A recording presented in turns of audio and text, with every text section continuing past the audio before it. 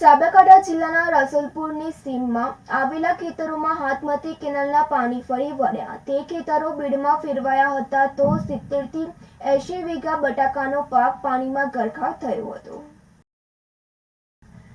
પ્રાંતિજના રસુલપુર ગામની સીમમાં આવેલ ખેતરોની પાસેથી પસાર થતી હાથમતી કેનાલમાં ગાબડું પડતા પાસે આવેલ ખેતરોમાં પાણી ફરી વળતા ખેતરો બેટમાં ફેરવાયા હતા।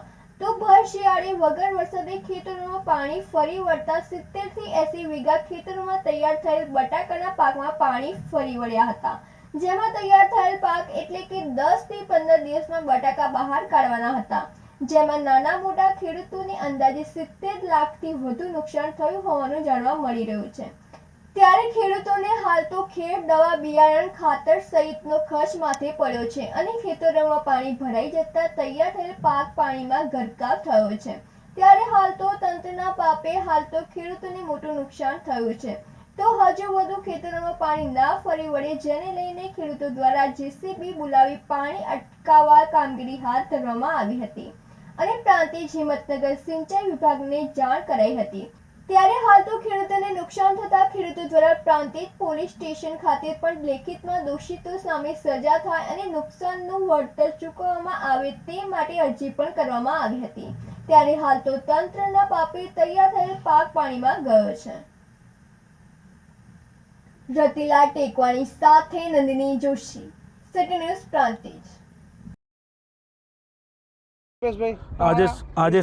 આજે સવારના અમારા ખેતરોની અંદર લગભગ 5 વાગ્યાના આસપાસ કેનાલમાં મોટું ગાબડું પડ્યું, જે કેનાલ ખાતાની બેદરકારીના લીધે જેસીબીથી કામ ચાલતું હતું, પણ સંપૂર્ણ કામ રિપેરિંગ ના કરવાથી અને પાણીનો ફૂલ ફોર્સથી આવવાથી ગામના લગભગ 70 થી 80 વીઘા જમીનની અંદર પૂરેપૂરું બટાકાની ખેતી થાય છે, ત્યાં પાણી પુષ્કળ ભરાઈ ગયું અને સંપૂર્ણ બટાકા ફેલ જ છે।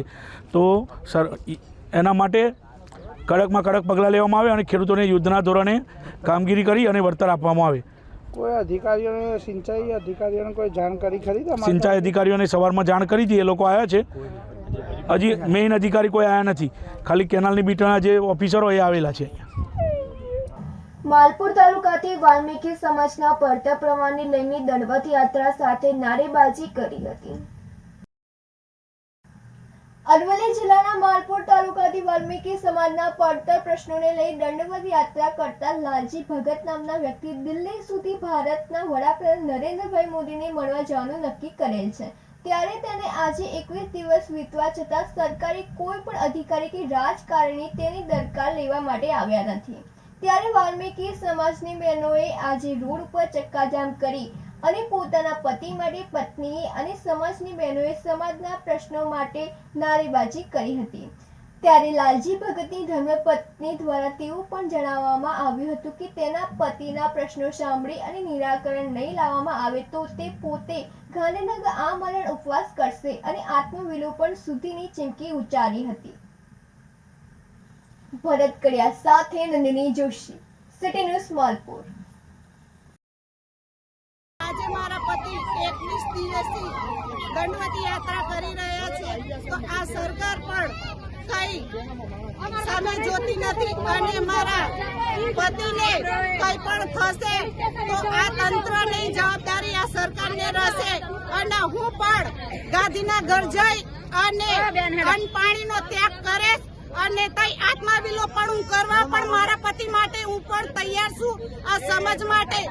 સાબરકાંઠા જિલ્લાના ખેબ્રહ્મા નગરપાલિકાની આખરી ચૂંટણી જાહેર થતા ભાજપ કોંગ્રેસના ઉમેદવારો હવે ઉમેદવારી કરવા સક્રિય થઈ જતા ખેબ્રહ્મા શહેરના નાગરિકોમાં ખરા શિયાળામાં ગરમાવો આવી ગયો છે।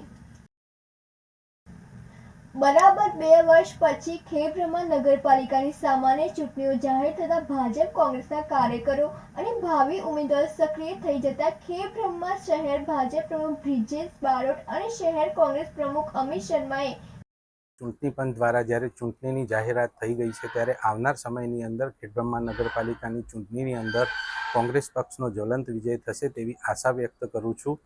ભૂતકાળની અંદર ભાજપના શાસન દ્વારા જે પ્રજાજનોએ ત્રાહિમામ પુકારી ઉઠી છે, જે પ્રજાના સામાન્ય પ્રશ્નો જેવા કે રોડના પ્રશ્નો હોય, વારંવાર એકના એક રોડ વારંવાર બનાવવાથી લોકો ત્રસ્ત થઈ ચૂક્યા છે, એ સિવાયના ઉભરાતી ગટરના પ્રશ્નો હોય કે અન્ન પ્રાથમિક સુવિધાઓના પ્રશ્ન હોય તેનાથી પ્રજાજનો ત્રાહિમામ પુકારી ઉઠ્યા છે, ત્યારે આ પ્રજાજનો આ વખતે કોંગ્રેસની સાથે રહેશે તેવો મને પૂરેપૂરો વિશ્વાસ છે. અમે અમારા સ્થાનિક ધારાસભ્યશ્રીના માર્ગદર્શન હેઠળ આ વખતે ખેડબ્રહ્મા નગરપાલિકાના 7 વોર્ડમાં તમામ સીટો પર સારી એવી બહુમતીથી જીત મેળવીશું તેવો મને આશા અને વિશ્વાસ છે. ખેડબ્રહ્મા નગરપાલિકા કઈ રીતે હસ્તગત કરવી તેની રણનીતિ મીડિયા સમક્ષ જણાવી હતી. ભરત ચૌહાણ સાથે નંદિની જોશી, સિટી ન્યૂઝ, ખેડબ્રહ્મા. ચૂંટણી પંચ દ્વારા ચૂંટણીઓની જાહેરાત કરવામાં આવી. એમાં ખેડબ્રહ્મા નગરપાલિકાની ચૂંટણીની પણ જાહેરાત થઈ છે. છેલ્લા ઘણા સમયથી ઉમેદવારોમાં થનગણાટ હતો, એ આજે ફાઇનલી પૂરો થયો છે. આગામી 16 ફેબ્રુઆરીના રોજ ખેડબ્રહ્મા નગરપાલિકાની ચૂંટણી યોજાશે. 7 વોર્ડ છે અને 28 ઉમેદવારો મેદાનમાં ઉતરશે અને મને પૂરેપૂરો વિશ્વાસ છે કે આગામી ચૂંટણીમાં ખેડબ્રહ્મા નગરપાલિકાની ચૂંટણીમાં અમારો જલવંત વિજય થશે. અમારી પાર્ટીના દરેક ઉમેદવાર જીતશે એવી મને આશા છે. વિકાસના કામોમાં જોવા જોઈએ તો એક મહત્વપૂર્ણ વિકાસ એવો છે કે ઘણા સમયથી લોકોમાં ચર્ચાનો વિષય છે કે આખા તાલુકામાં એક સ્પોર્ટ્સ સંકુલ બને, જેથી બાળકોની કે લોકોની પ્રતિમા બહાર આવે. તો એ એક મુદ્દો છે સ્પોર્ટ્સ સંકુલનો. બીજો મુદ્દો છે કે પાણીની સમસ્યા થોડી ઘણી ઉનાળામાં રહે છે કે ધરોઈથી વેચાતું પાણી લેવું પડે છે નગરપાલિકાને. એ આગામી દિવસોમાં ન લેવું પડે એના માટે અમે ખેડબ્રહ્મામાં આવતું પાણી નદીનું રોકી અને એને ચેક ડેમ બનાવી અને નગરપાલિકાના જે જળસ્ત્રાવ છે એને ઊંચો કરવાનો પ્રયત્ન કરીશું. બસ આગામી પાર્ટીએ જે જવાબદારી આપી છે એને હું પૂરી રીતે નિભાવીશ. આના પહેલાં નગરપાલિકામાં હું પણ ચૂંટાઈને આવ્યો હતો અને મેં મારા મત વિસ્તાર વોર્ડ નંબર 6માં વિકાસના ઘણા બધા કામો કર્યા છે. એ પબ્લિક સમક્ષ છે જ અને આગામી દિવસોમાં એ હું ઉજાગર કરીશ કે બાકી રહી ગયેલા વોર્ડમાં પણ એટલા સરસ અને સુંદર કામો થાય.